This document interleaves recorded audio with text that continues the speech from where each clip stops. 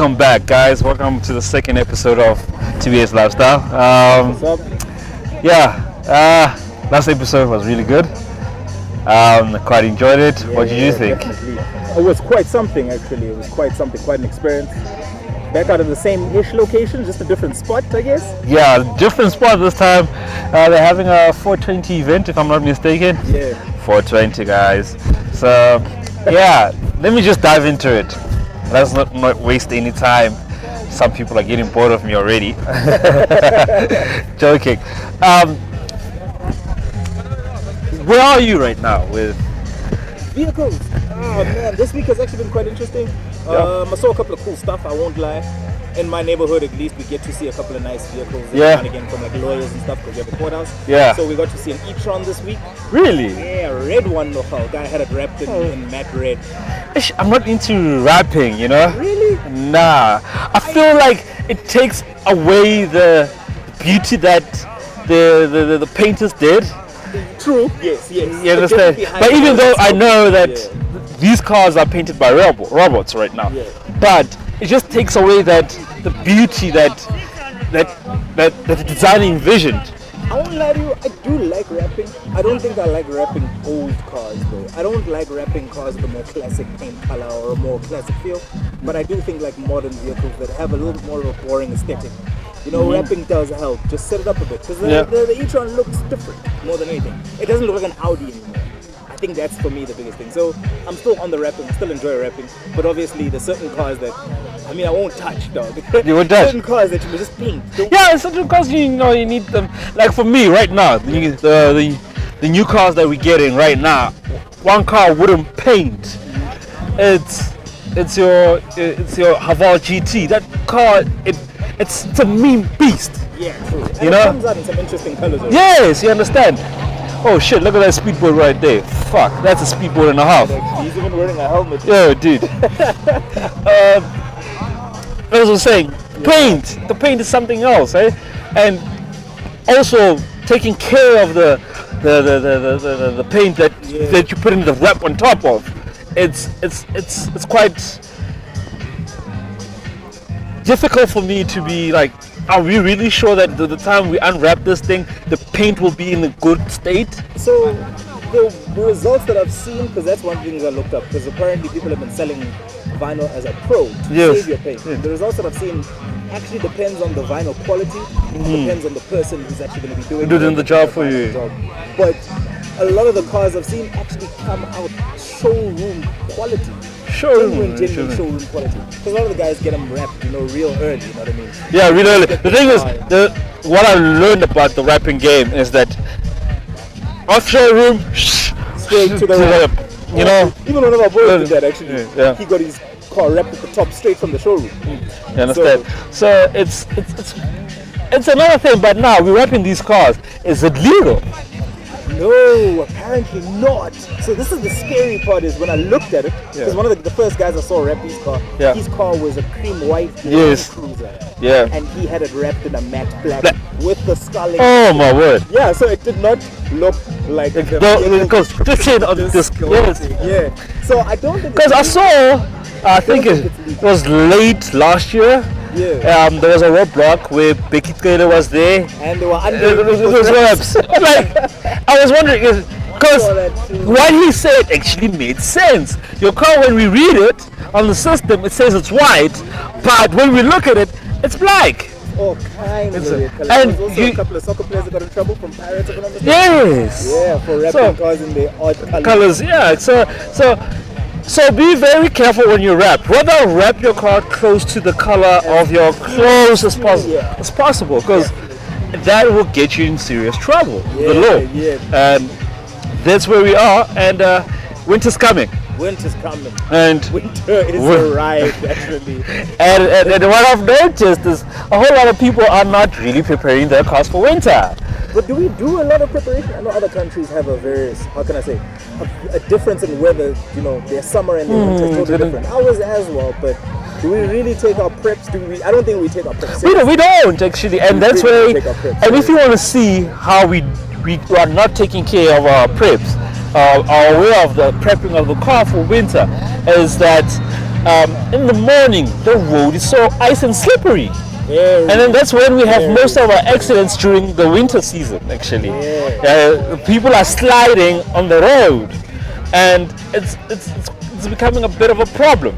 So would you suggest someone change his tires? Get something more... So what I'll suggest currently for us in the country, we're not as severe as the European countries and the South American countries, is that try and check your tire thread. Yeah, You know. Yeah. So if you're looking at your tire thread, it's around about 40%. I recommend you to go change your tires. I would also agree. Yeah. Tread is a big And also difference. not forgetting, also check your coolant. Yeah. And that's one of the easiest jobs to do, actually. The drain plugs are already just like, because I know with my car, the drain plug you just screw and then it just you drain. Out and start again. Start again and just buy yourself a coolant for winter, then drop it in there. And also, if you think that your thermostat is a little bit worn out or it was before service or whatever, but knowing if you're under warranty, I'd suggest for you to go take your car for service just before winter, because they're going to change the coolant with the service. You're gonna do a lot of things, You know. definitely. So also check the receipt of all the work done on your car, and make sure that the coolant has been changed and the thermostat has been changed, because those are the key features that you have, because you want to keep your car temperature at a certain you don't want to go be overheating or take longer to heat up your car to get warm. I'd also suggest things like batteries, because batteries, the power gets depleted, and you do not want to be stuck in the morning half starting and revving your car like a man. Like just turning that engine, cranking. Check your battery. The battery water levels. You know what I mean? Just make sure your battery's up to Go to your battery center. Yeah, go to your battery center. It's free for them for you to check that. Literally, it's free. It's free. Water, Yeah. And then they refill for the water for you for free. You know? Yeah, I would say check the battery. Check, I would and they'll tell you if your battery is a bit worn out, and replace it then. You know? And a battery won't cost you more than $2,000 actually. Yeah, and especially I think for me, when I changed my battery, I got a good quality battery. Yeah. And my car sits for weeks. Yeah, if without- not months on end. And with the recent change of the battery, I recently actually started again, and it kicked like a... So what I would suggest for you, because your car stays parked for a very long time, just take out the positive terminal. So this is a bit of the controversy. I've heard people say that, and I did it with the previous battery, and that's how it died. Weirdly enough. So I know a lot of people have their opinions and have their professional understandings of how it works. But funny enough, and I'm not lying to you, I unplugged my battery before I went to Peter Marisburg last year, November, for the week. Came back and it was dead. Whereas prior to that, it literally has been months. Let me ask you this. Let me ask you. After a month it works. I experienced something similar, but I want to ask you this. How old was the battery? That battery was old, bro. That's why. That battery was old, man. So with the theory of it, they're saying we should unplug it, right? The positive terminal, because now all your appliances are charging this battery. So you right now with your car before you change to your new battery, so you unplugged it. So now what was not happening? There was no circulation of current, right? So it was about to die. So you were not aware that okay, my battery's dead. And a lifespan for a battery, for me personally, it's a year and a half. But they stretch it to 2 years, and they say because they'll give you a warranty of 2 years. So what I'm saying to you guys is that when you get to a year and a half, start considering replacing your battery. I would figure so, but yeah. So now you're running with a 4-year battery, and you think that you're gonna when you unplug it and when you plug it back you're gonna start. That's not gonna happen. But yeah, I won't lie. I tend to never unplug my batteries. Like I keep as it is, as I got it is how it will stay. Yeah. Just generally, but I do understand. I think another thing is I was running the tracker systems on it as well. And then when I unplug my battery, it has a separate battery for the tracker systems at least. So it didn't tell me that my battery was flat because the tracker's battery was, it runs. Yeah, but now what was the tracker? The thing with my tracker, the moment I unplug my battery, I get they call me like. So mine wasn't connected because I don't run my car, so I don't connect it to my main power because it's gonna go flat all the time. So I've got a whole battery system just for the tracking unit alone, and that's why I didn't get the notification that my battery was flat until I got home and I started to crank the engine. Yeah, I even screwed up the starter. Oh yeah, because you're cranking and cranking because you think your car is still, you left it in a good condition the last time you drove it. So that's why I never cranked my car more than 4 times. Really? Yeah, after the 4th start, I'm like, okay, what's the fault? I do a bit of turn. I put in a starter button because I was like, I'm done cranking. I am done with the turning key thing. Yeah. So now, if I feel that the starter button isn't kicking, then I know it's never gonna kick. Yeah. If it didn't kick with the start, it's just never Never gonna kick, yeah. So it's a little bit easier that way to manage. But retrofitting was, I won't lie, retrofitting was fun. I have to say, guys, you want to retrofit, think about doing it yourself. Yeah. You learn so much. Really learn so much. I think the whole job took me a month to retrofit everything. But yeah. No, but yeah. Interesting. Anything else we need to look out for winter? What do you think? For winter, Yeah. I'm looking towards want to do the German versus Japan event. Oh, nice. Yeah, that's happening in winter. Yeah. There's another event that's happening in winter, which is the Festival of Motoring. It's happening in Kalami this year again. Tickets are already out.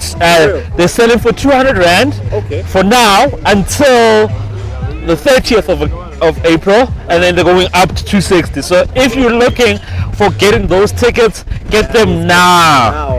You know, get them now as they are really going for a bargain, I must say. And this time, nice thing about the event, you get to test drive a whole lot of cars. Oh, so you have like a whole live event, like yeah. So you get there, go and test, to drive a couple of cars, but most importantly for you to do, I'll say, try and book yourself for a certain slot, because that will save you a whole lot of headache, you know. And talking about the Motor Festival, and what else? There's an annual Spin Fest happening at the Val as well. Oh, nice. Yeah. It's happening there. They're having their first session, which is free to come on the 30th. Is it the 30th, right? Of this month. Yeah. This next the Sunday. Yeah. Let me just double check for you guys. The 30th is the Sunday next week, actually. Yeah, the 30th of April, the first event, it's free entrance. Rasta's gonna be there, Lefa's gonna be there, Magash is gonna be there,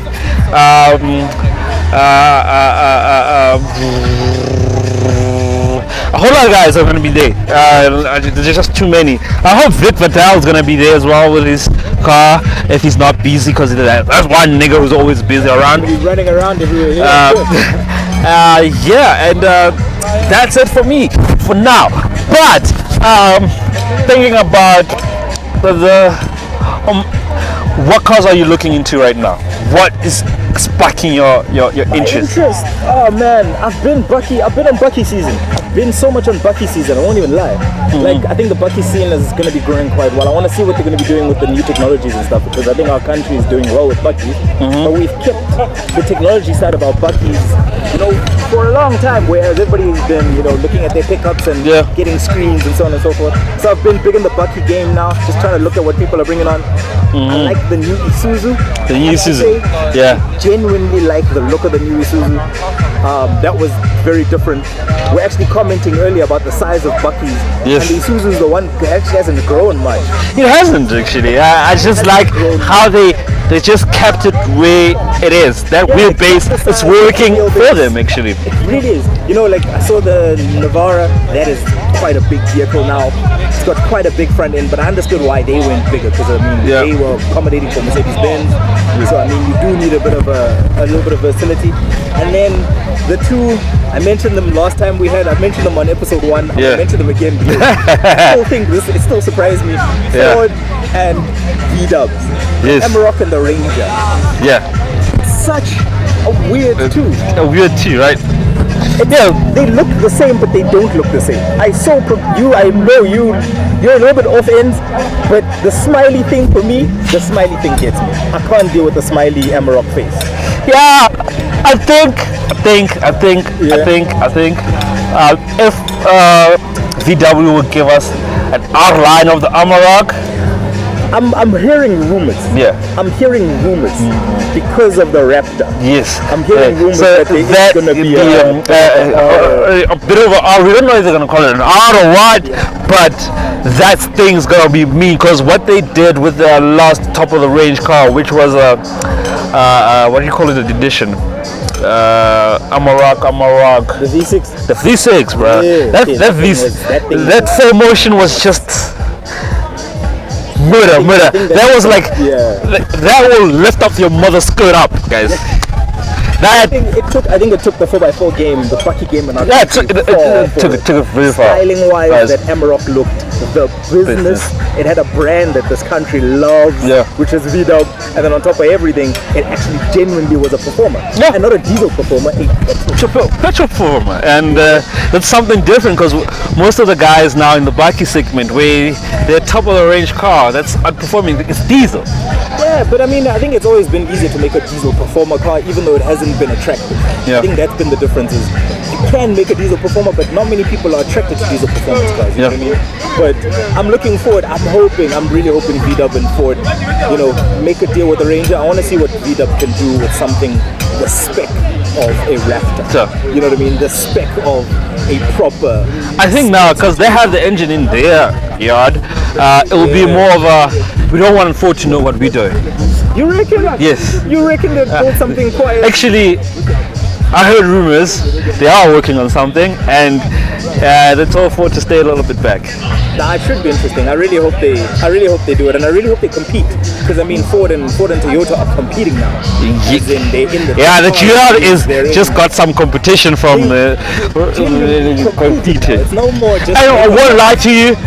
I'm a big Toyota fan when it comes to the bikies, but the new Ford Ranger is just giving me something pleasing. It really is. Like even the infotainment system is just pleasing to be in such a seat, and you're looking at your information cluster. You're like, man, I'm in the future or what?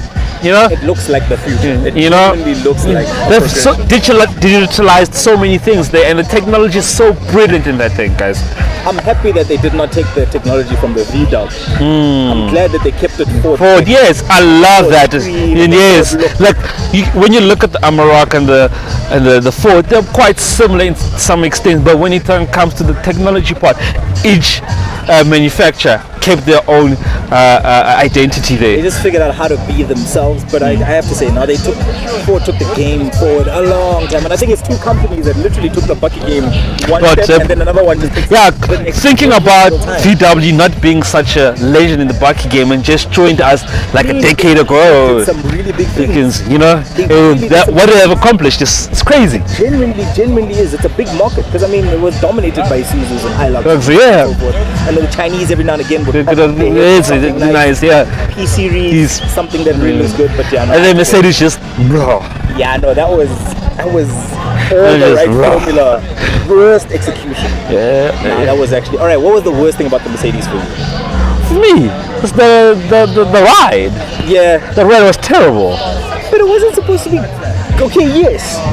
They should Because have remember, worked. They should have worked. what they were selling you a luxury Bucky. Yeah, okay, yes. You understand? Only half the luxury. Yeah, They didn't then go all full on the luxury part. Yeah, leather seats, leather touches. Matches, But yeah, the ride refinement wasn't up to scratch. It wasn't gonna do Navarra things. No, It's never gonna do a Navarra thing. You know what I mean? with the Navara lights, Nah, they were never gonna do the whole off-road ruggedy. No. That's why we. Yeah, built like this. that car, you cannot even take it off road. Why didn't they use their own platform though? I'm a little bit surprised why they didn't retrofit their own platform. I don't know, because I believe it's because they wanted to work with someone who was in the game for a while. Okay, Yeah, true. and learn from them the way how who's this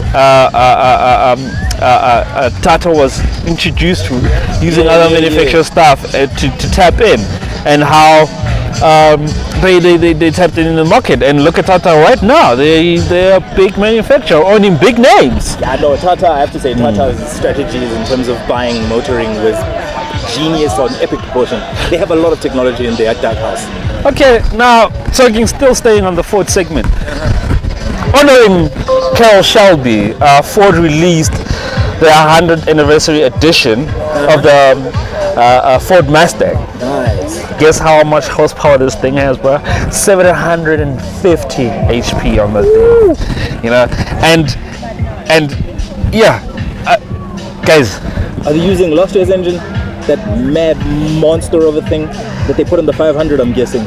It's a 5-liter V8 fitted with a supercharger to increase the standard output of 420, because the normal standard output from that V8 is 442 horsepower, and they pushed it to 720. Imagine that. So you buying that car and trying to modify it's just being you insane. Actually, but those engines are strong though. Those engines seem to be quite stout things. Yeah, that V8 is working for them. Yeah, it's been working for them. That 5-liter, man, I'm like, I won't lie, I wasn't so up for it yet.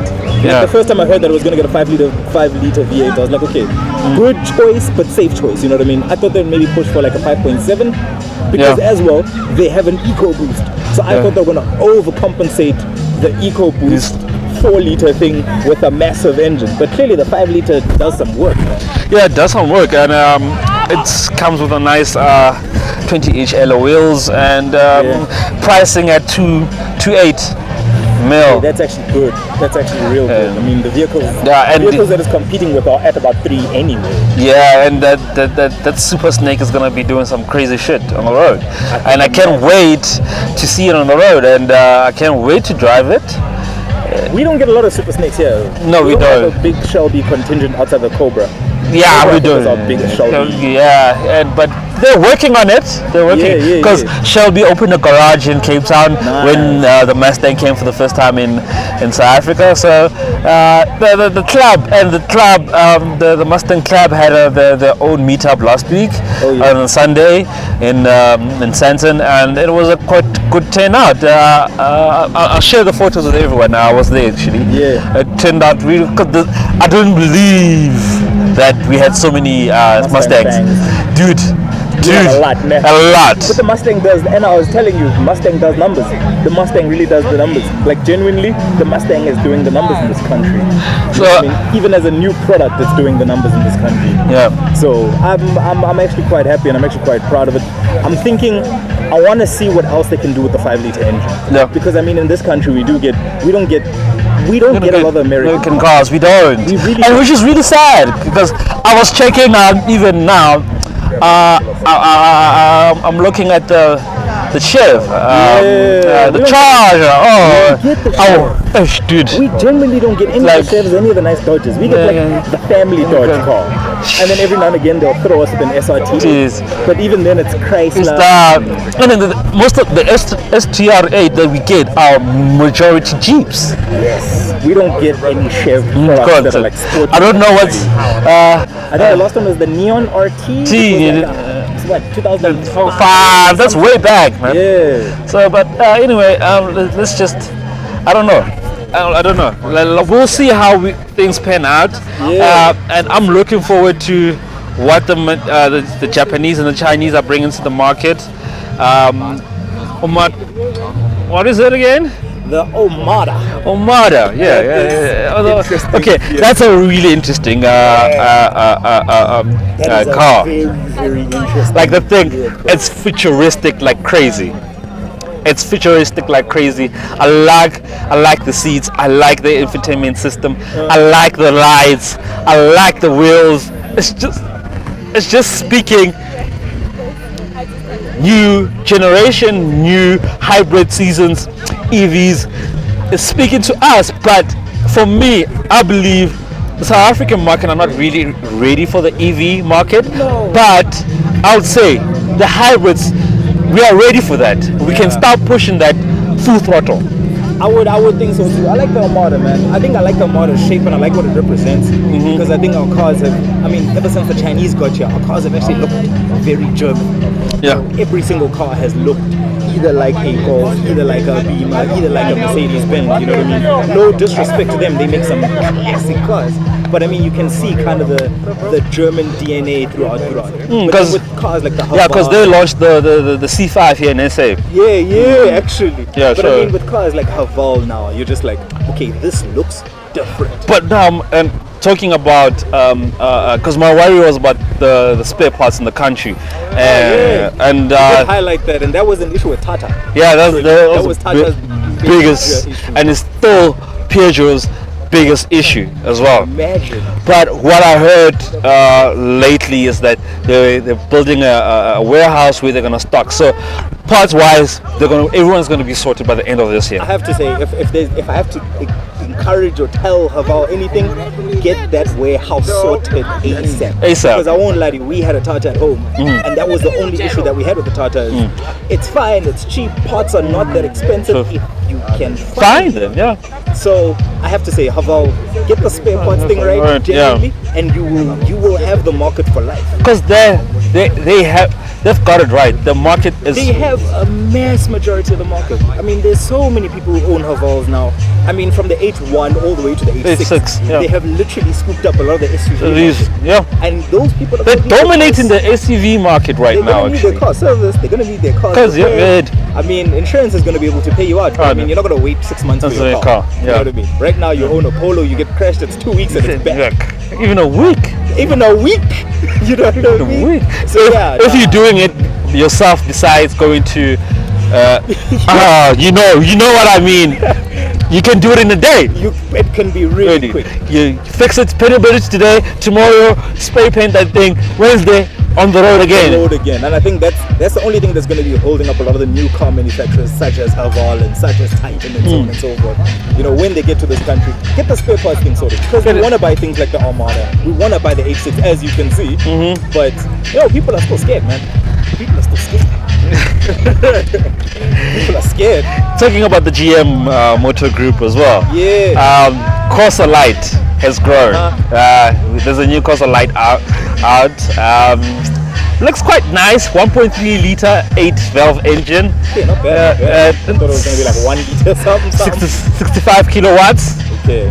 You know, and then they have variants where you also get a 74 kilowatts engine as well, and the biggest top of the range electric model, which will use 96 kilowatts. So Corsa E.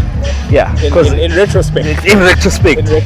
You know, price range, we're looking around about the smallest engine, the 1.2, 74 kilowatts. We're looking at 350. And then the Corsa Edition, the 1.2 turbo as well, looking at 740 kilowatts, 6 manual transmission, going for 356. Let's run it up, let's say 357, and then the top of the range, the Elegance, will go for 96 kilowatts, going for 440. Okay, that's actually not bad. That's not bad for a hatch. It's a good price point for what it competes against as well. Competes with the Polo. Yeah. You know, you're gonna get a little bit more out of an Opel, honestly, in terms of just inside. I have to say, Opel's just definitely try to get a little bit more leather on the inside than your average Polo and so on. And then they have the. I know one of my friends, Given, is going to be quite excited. The Corsa GSI is coming back as well. Yeah, so the pictures are insane as well. They're quite insane. That's something that we with like the luxury. It's just going, and it will be priced for 365. Nah, they must keep it, as long as they keep the price down. I think they'll do well. Like the pricing for me, when I look at it, it's way better than the Polo, like the most demanding car in the segment. And it's got pros more than the Polo. Hello, yes, it's like a lot more pros than the Polo. Like you're getting a luxury with the GSI. You're getting a luxurious sporty interior as well in there, you know, and which you don't get with that price from the VW range. Yeah, no, you definitely don't get it. I mean, VWs, you're going to pay for what you get for, and what you actually get is more convenience than quality. You know, sure, they are high quality vehicles, definitely, but I mean, you're going to get the convenience of knowing that, I've got a Polo, it's everywhere. If anything happens, I can just replace it. But then at the same time, a lot of people don't want Polos. People want something different. People want something special. And I think the Opels, that course is going to be nice, man. That course is going to be nice. You think they're going to have a hybrid version of the little ones? I'm not sure. Because I know they're hybridizing the Astra. And the Astra's already in the E, and it's already all of its, you know what I mean, petrol, diesel, and hybridization. You think they're going to hybridize a Corsa though? For now, I think they should. I think they should because they hybridize a Yaris. Yeah, You know what I mean? So if you can hybridize a Yaris, hybridize a Corsa. yeah, they should, and that would be quite nice actually. It would be quite interesting. Is there anything else that you're looking forward to? I'm looking forward to just looking at new cars.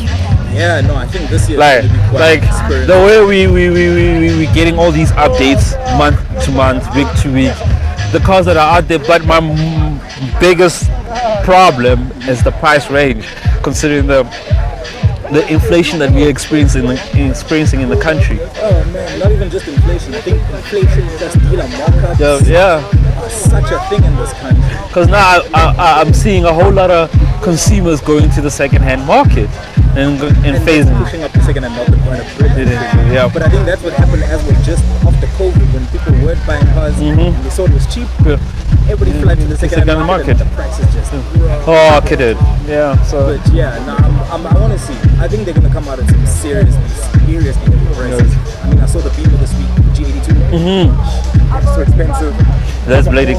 Like you see, Beamer, Audi, Merc, even Ford, even Toyota. Their pricing right now is ridiculously high. Yes, actually. Like right now, you're getting a Corolla, top of the range. You're hitting a 900 mark. Look, Corolla. For a Corolla, something that was less than $500,000. No, you understand? My dad owned a couple of Corollas, and I know for a fact my dad never spent more than 300K on a Corolla. Yeah, we're not used to spending. I mean, we saw it with the quantum market when it got in. It was at $500,000, and then all of a sudden they started to get a million. Quantum is a mill now, dude. Mil? Come on. But I don't. It's all pricey in this country. I think it all matters what your car comes in at and what people get out of it. Because we can all see a Vol at 420, you get a lot. And that's why people fly. You know what I mean? I don't know. It all depends on price, man. It really all depends on price. As I say, that G80, I think the G80 would do a lot more numbers, like a lot higher numbers in terms of buying, because BMW is a big deal in this country. Yeah. But at $2.5 million, that's a lot of money. It's a lot of money, and That is a decent chunk of change. yeah. You know what I mean? So the price is a big deal in this country. Price is a big deal. Finance, however, is a whole different story. Yeah. You know what I mean?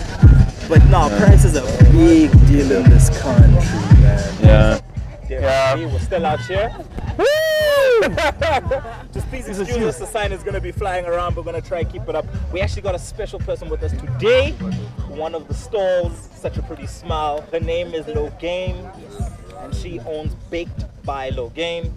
As you can see, we've got some of the beautiful delectables out here. Pun intended.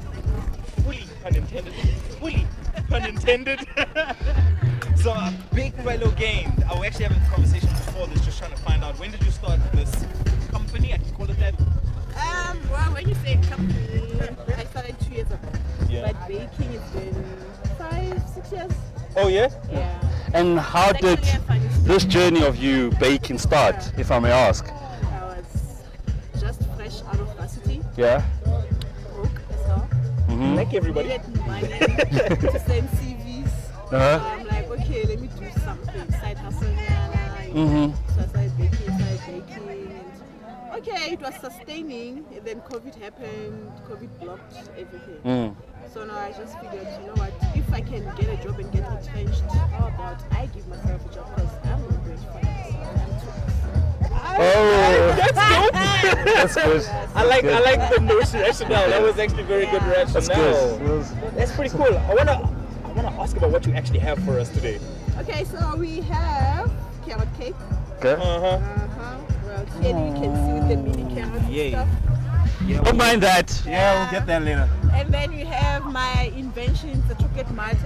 I hear people saying brownie. It's not a brownie. It's Yeah, a brownie. malt pudding, yeah. Chocolate mud Special pudding. touch. Okay. And then you have a malva pudding. Yes. Yes. I'm more in. I won't even lie. went as far as putting custard so that. Yeah, it would be criminal if you didn't, honestly. Honestly. Very criminal. One of my favorite desserts, by the way, malva. I even know how to bake it myself. Man. Yeah, so it's incredible. So It really is incredible. the CV, flip, guys. I mean, the carrot cake has little carrots on them, which is just flipping brilliant.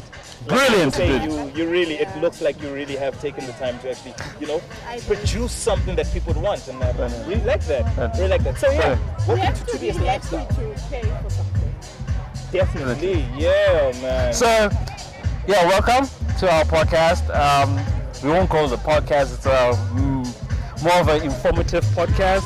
We like to call ourselves a media house, not a podcast, because we do so many different things in this industry, but we focus on media. But now, what our question to you is, you have all these baked goods, right? How do you transport them? Oh, really? It's a real.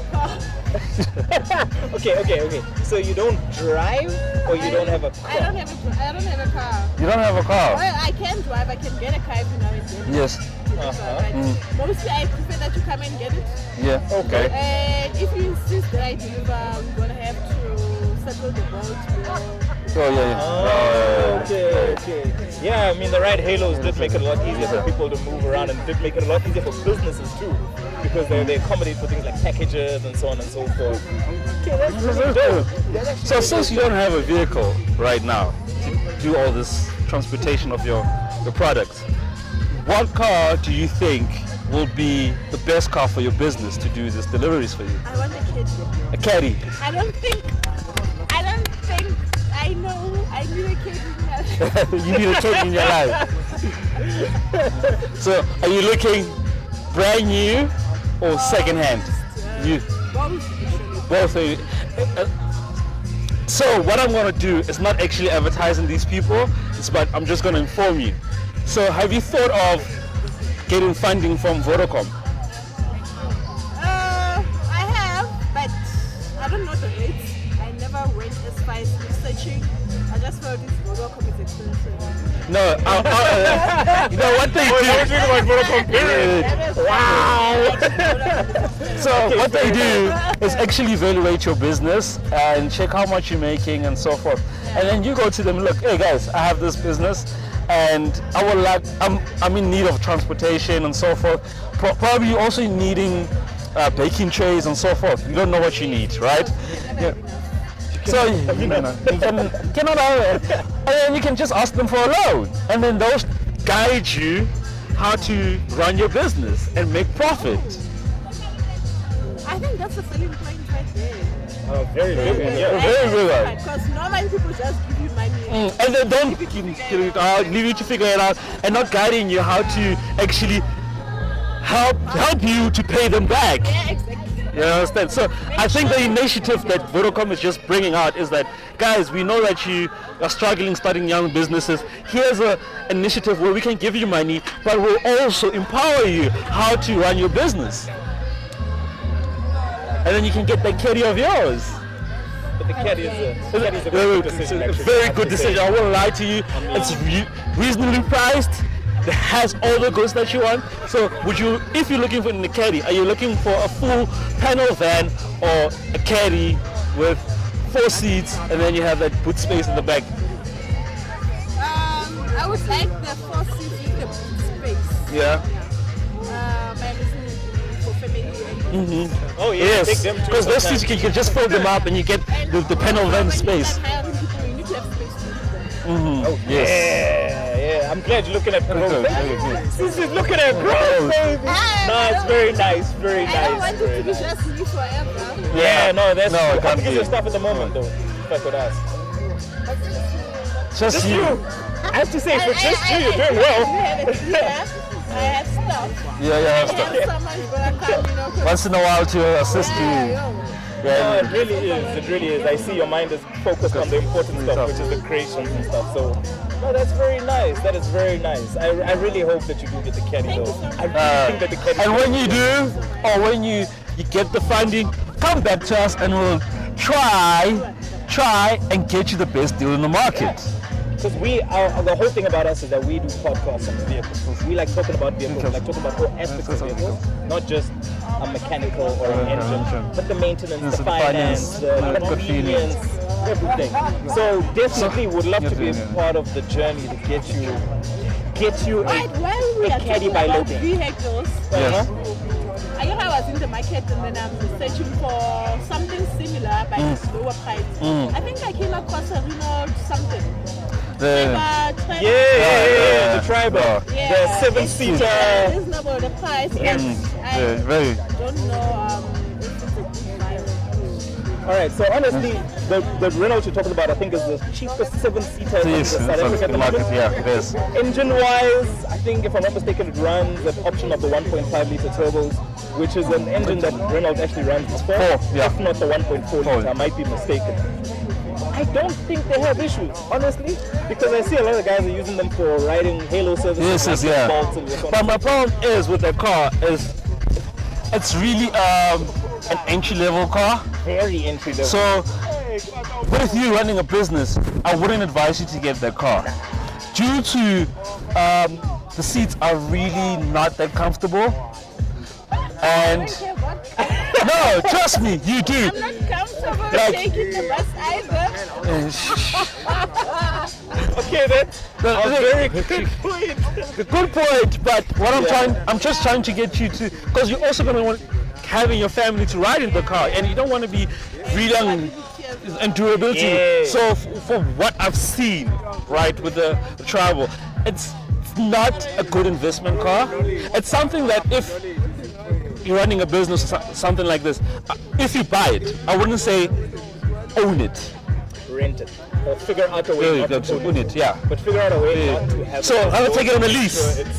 Make sure anything mechanical is someone else's issue. Yeah. I mean, a caddy is all. Yes. The thing about VW, I think the one main buying point about VWs is that if you buy a caddy, it's the same engine in a Golf, same engine in a Polo, same engine in a Toyota. So any kind of parts or anything is very easy to find. The service Brings instructions me are to my fine. next question. How safe is the kid? To be honest, When you say safe, what do you mean safe? safe. Safe inside the Vehicle vehicle or safe in general? Inside the vehicle, I'm safe, but on the street, Let me be honest with you. With knowing, want to take it by force. so me knowing a few people who used to be in that industry, Strata, it's all about if your car is wanted, they'll come and get it. It's not about that they're targeting you specifically. So an order comes out, like I need a caddy, right? And so they'll look for a caddy. Just be that unfortunate one that So, but for you to be safe, Not, but yes. and also what I believe in strongly, if you have that spirit of saying that your car's going to be taken, it will be taken. If you have that spirit of saying my car won't be taken, it won't be taken. So it's all about the energy that you bring around you. So for safety purposes, I would say it's fairly safe if you roam around the right places. So if you're always roaming around in the wrong place, you know, and you're always not parking your car in a secure place, then yeah, it's not safe. But if you know that I parked my car in a safe space, I come back, it's always be there. There's a security guard, there's a boom gate, you know, all those things. And then the boom gate, there's a camera, so they can see who came in and who came out. Then your car, you don't need to worry about the nitty-gritties of you being hijacked. You understand? But running a business, I know if you got car insurance, then you don't have nothing to worry. And what I'll advise you to, if God forbid, if you come in a situation like that, you become hijacked, don't try and fight the hijacker. Just give them the car. I know a lady who got shot. Shame. She didn't understand what was going on. It's like, why are you telling me to get out the car? And this one is like, hey, this one is stubborn. Oh man. She only understood when she saw that she's It seems to be like, unfortunately, we live in a country where we actually have to think about these things, no matter what car you get. It's kind of one of those things in the back of your mind. It's where you also have to be safe in Uber. Yes. Oh, you know that. I think that must be a topic for a whole nother podcast. Is just the halo rights here. A mess in this country. It's a mess. Like and to be honest, even the cars now are becoming unsafe to travel in. You have such high standards. Yeah, because I recently went in one, and it was like, guys, it was shambles. Like it was bad. The seats are dirty. Like Oh man. Like the one which the passenger window was smashed, and he had tape all over it. I'm like, why is still in service when in this condition? Because you have to go fix your car and then be back in The service. same car that's on the app. Yes. Yes. Because they don't So have, no, the problem is it's not like they check their cars cars. every month. So my problem, That's the issue. I would suggest to the e-hailing guys that they need to get their cars checked on a 3-day basis. Yeah, they need to have some kind of compliance. Yes, they Really? comply. Like they need to send photos of their cars every 3 days. 'Cause, Something needs to happen, seriously. something needs to happen because we cannot say every week because your car might be in an accident on a Friday and then you're gonna drive until next week. And they're live. Live. Some of these cars don't even have bumpers. They come and pick you up. There's no bumper. I've made it now a note to check. You know the circle sticker? Yeah. I always walk around there to check first and just make sure that aligns with the license plate. Because hey man, The disc. it gets shady. It gets real shady. It gets real shady. And for me, I don't drive to work. You know what I mean? I walk to work, and then if I need to go anywhere else for work, I just Uber or Gautrain, and even Gautrain, I need to bolt to the place. I need to Yeah, bolt to the place, yeah. You know what I mean? So yeah, no, I agree. That is a whole nother topic. That's another topic. Yeah. Them playing the whole. And I think when we have that topic, we need to get one of the e-hailing guys Yeah, and then get another a regular customer who uses it on a day-to-day basis. Nah, I really think people complain, but they're not heard. They're not They're heard. really not heard. But yeah, I'm sorry, it really gets to me. It really gets to me. It really gets to me. Yeah, no, But- yeah. Tone down. You're gonna scare people away. You're gonna scare people away. Just have, I'll have one of the brownies. No, not a no, brownie. no. I will have one of the mud buns. Mud puddings. I'm close. I'm close. But yeah, thank you so much. Uh, you're welcome. Thank and you, then how do people contact you? We forgot about that. I'm on all social media handles except Twitter. I don't know why. Is it It's Big Bad again. Big Bilo Gang? Yeah. Oh, Big okay. dialogue. We'll give you a follow. Give her a follow. Yes, WhatsApp me on 084 483 2233. All right. Alright. That's some interesting topic here that I never thought that Marvel pudding will be infused. Like food. Like this will be a good. Interesting. I love being that person that came with something innovative. Yeah, I have Yeah. to say. I think you're the only And I think- store here actually. I think my little brother will stock from you on a regular now because he's into infused stuff. Yes, and yeah, he found somebody home that because he used to travel from Laos to Sunning Hill to get infused stuff. So now there's someone that we found that we know is based here, Good. and they have good things and they look delicious. It's just, Very amazing. I think we'll have to get something. A Malva pudding, a plain one for you to share. Oh, Thank you Oh. so much. Would And really then you appreciate that. guys are gonna get something. Thank you. What are you getting?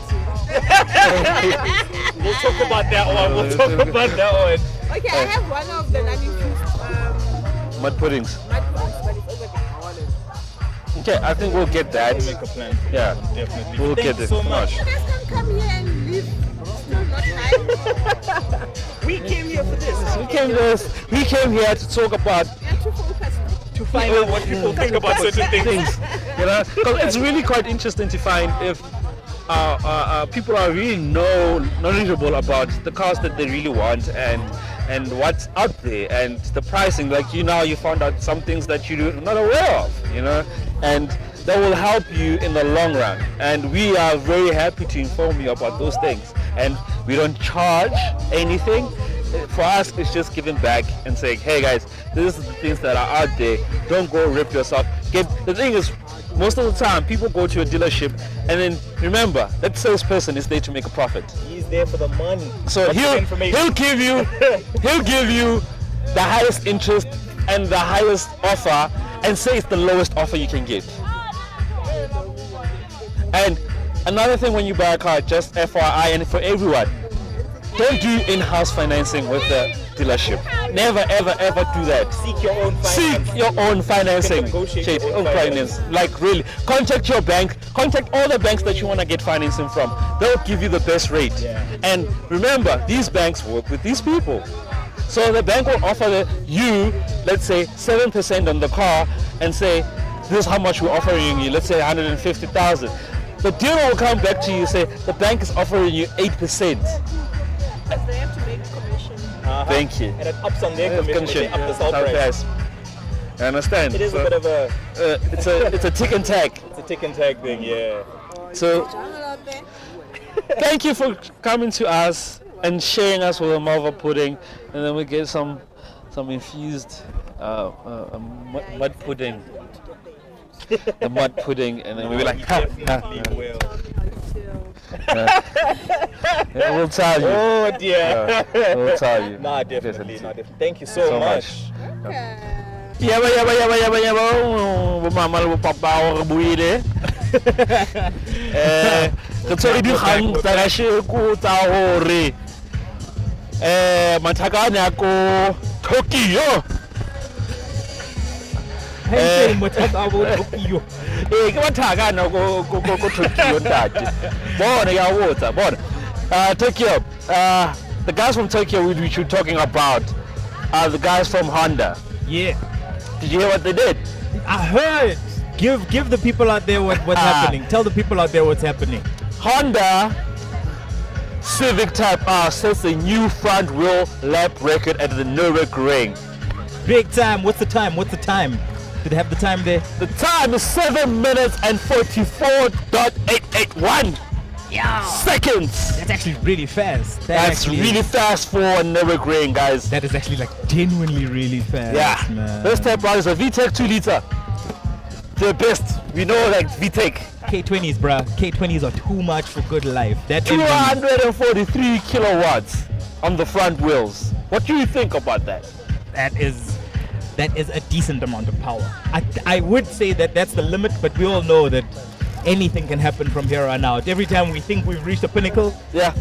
10 more, 20 more horsepower up, 20 more kilowatts up, and we have a whole new monster. Eh, ba go tshela petrol, tshela tsaka phala paraffin yo The thing that surprises me is wheel size. The wheel size, no? Yeah, so we literally can get 21. Yes. 21! Ones on the car, yeah. I mean, at some point, 20s were what rap videos were all Yes, about. yeah. And now it's and escalators. now it's a Honda Civic Like- staple. Yeah. So yeah, man, I'm excited about the car. I have to say, Yeah, your Audis now, your A classes are coming pushing at 20s 20s. at Yeah. 21 inches. Seriously? Yeah, they're doing that now. No, like, it's insane. But I have to say that car needs it. You definitely need all the traction you can find when you Yeah. have all that kilowattage running through front wheels. And I mean, I think they were already confident about the record because even then they didn't celebrate like. Yeah, it was not a hope hooray. Yeah. But I think, and the car we're talking about it's ultimately a pure sports car. Ultimately, the truth be told, Yeah. it actually is very much a sports And car. talking about this car is not tuned, it's not done anything. It's pure breed engine. Talking As you out would of buy it from a Honda dealership. And pretty much. I'm really happy, and I'm wondering if Audi's going to reply. Do they have anything front wheel drive? That's the issue. I don't think they have anything competitively front wheel drive. I think that's the biggest thing. Because they compete with Golf R's, which is the Yes, the four-wheel four-wheel drive drives, segment, which yeah. is that, the Ford Focus, 'Cause- which is not there anymore, sadly. The Mercedes-Benz. They do have a front wheel drive, but it's not the ultimate. Yeah, they don't make a sports car. Yeah, sports car. But thinking about it, I think the GTI is a good contender. Very. I'm Very, thinking the Toyota GR, That's going to be very good decent. contender. What else is going to be in that segment? Renault Renault Megane is going to be in that segment again. RS300 is going to be in that segment. I think that also has like a 7 minute something time. Yes, true. And that's also a very decent time. So it all depends on the driver. Whoever's driving the car, is the person's going to be pushing it on the corner, or is it going to be relaxed on the corner? We don't know. But I think that we're going to get a reply from someone. Definitely. I don't think they're going to let this one stand. No. Not at the time where we all know everything's moving towards I think the electronics and Germans stuff. will have that thing like no Japanese person will hold our record in our own country. Definitely true. Yeah, I don't think they don't stand for very long actually when a Japanese manufacturer has a record. Yes. It doesn't really stand for Stand very out, long. yeah. They So, really go after so that record is going to be smashed very soon. So I wonder who's going to be. But my bet right now will be on On a GTI. My money is also going to be on the GTI. I think they're still yet to release a TCR version of the 8. Yeah. They're still yet to release a lot of the versions. The Club Sport version of the 8 hasn't been out. Yeah. They've released the 707 or something, which was a celebration series of Yes, the Golf R, but yes. not the GTI. GTI. No, not So the yeah, GTI. I'm really hoping they go for this competition because I mean, it's impressive. 7 minutes is an impressive time. Fucking impressive, dude. Like Genuinely impressive.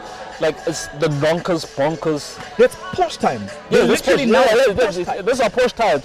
And speaking about Porsche, man, Porsche is just doing amazing things out They there. are. They really are. I watched their new Cayenne the Cayenne release this week. Yes. And they then teased the Cayenne. Macan. Woo! Macan electric.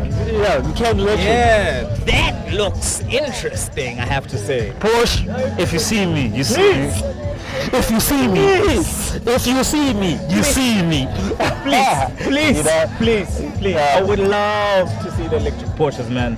I would love to have an experience with electric Porsches. I think the Audi ones are nice, but I would love to see what Porsche does with that setup. But with you the know grill. Audi. Yeah, I know Audi, man, but Audi even that setup, people like, are saying that heavy. doesn't feel the same. But you're in an Audi. You're in an Audi. I know I was, and I know it feels different. I think that's the biggest thing is that as much as they're the same group, and this is a testament to every car, as much as Porsche and Audi are the same group, they are totally different vehicles.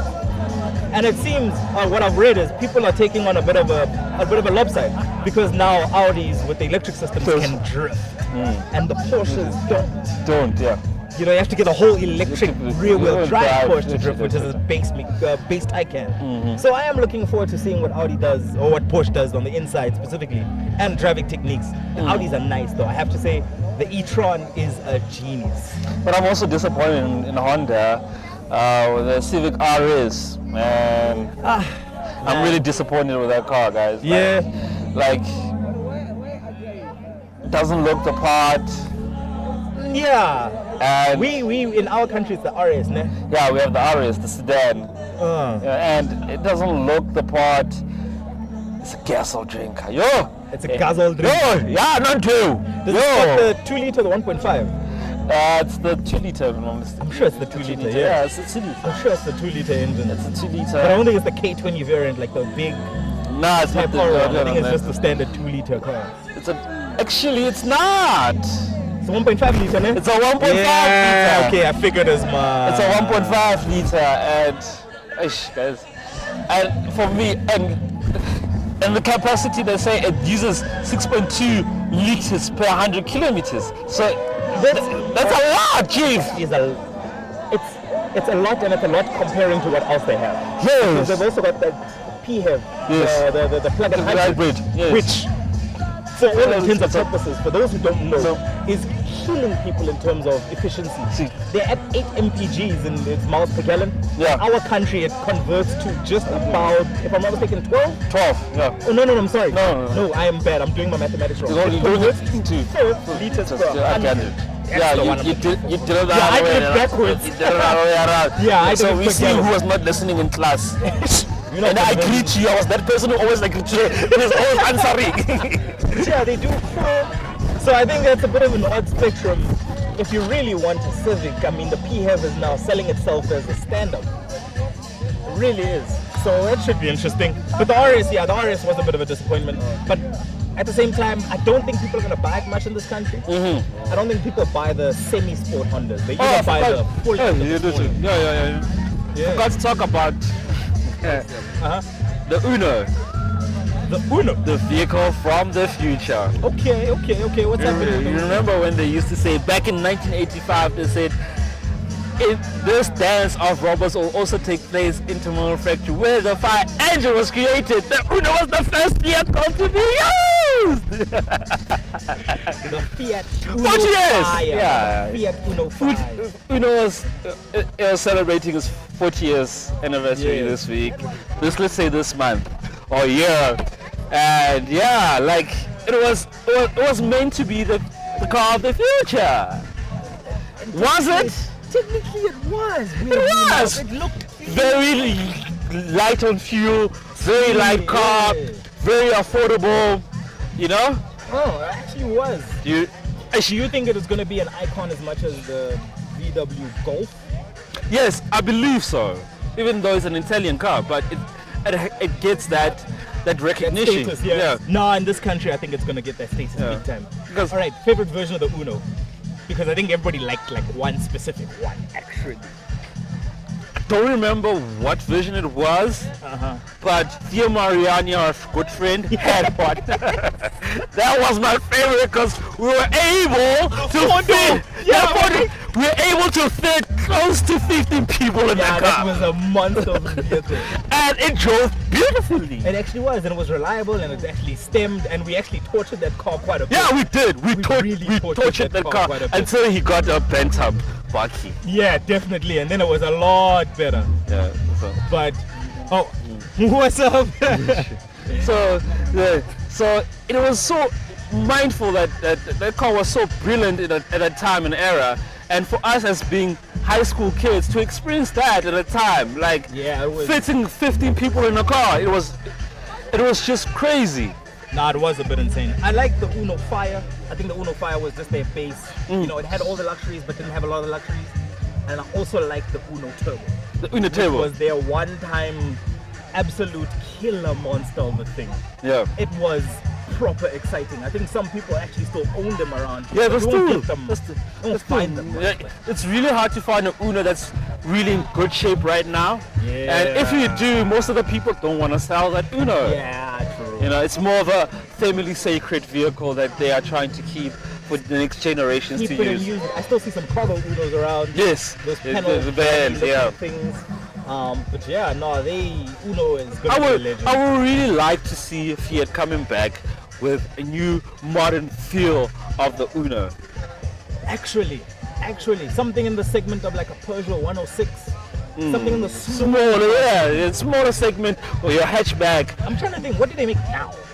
Right now, they're making their Fiat 500s.